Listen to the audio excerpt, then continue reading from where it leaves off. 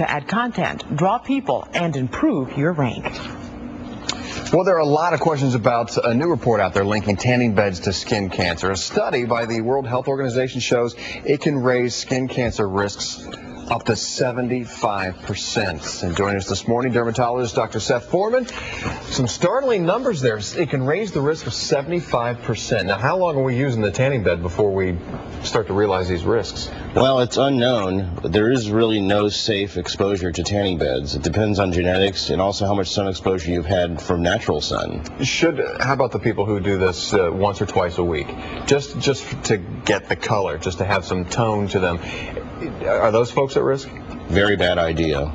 Getting any indoor tanning rays is a very, very bad idea. Once or twice a week, if you're doing it between ages of 18 and 30, I mean, that's a lot of exposure.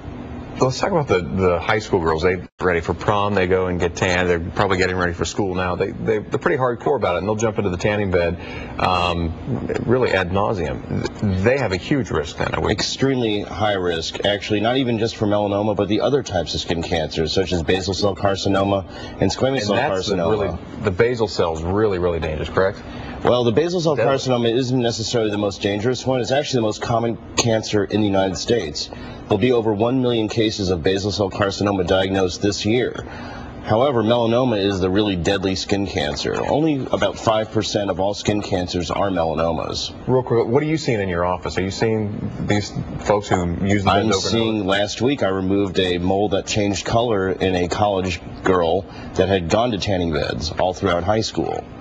Approximately 1 year ago, I had a 21-year-old girl who had 3 basal cell carcinomas, 2 of which were on the face, and she had used tanning beds all throughout high school. So these are repeat customers, so to speak. I mean, they keep going.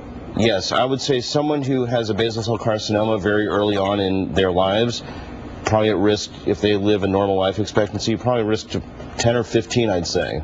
My goodness. Throughout their lifetime. And they're at an increased risk of developing melanoma. Big floppy hats, we see them here. And which sunscreen do you like? Well, that's a good question. You want to make sure you get a broad spectrum sunscreen, one that has blocking for both UVA and UVB rays. You want to make sure that it has both. Now, here we have a good one. I have two young children, and here you have the stick. Right. We use this at my house, too. Well, that's a great idea. And actually, I like to sort of look like a clown. You should clown around when you're using sunscreen because you want your face to look kind of white. When I go to Lowry Park Zoo or Busch Gardens and I look very white on my face, that doesn't really bother me because I know that I'm going to avoid getting skin cancer and the signs of aging. If you don't care about skin cancer, please at least be a little vain and care about developing wrinkles when you get older. Because if you can avoid the sun exposure, you will avoid the wrinkles.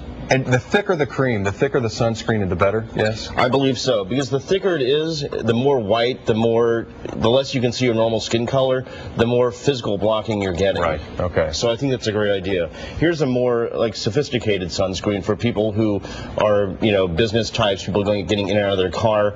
I think that you can get a very good blockage from this, as well as not being as obvious that you're wearing sunscreen. This is scary stuff. And we heard a story that you removed a mole about that size.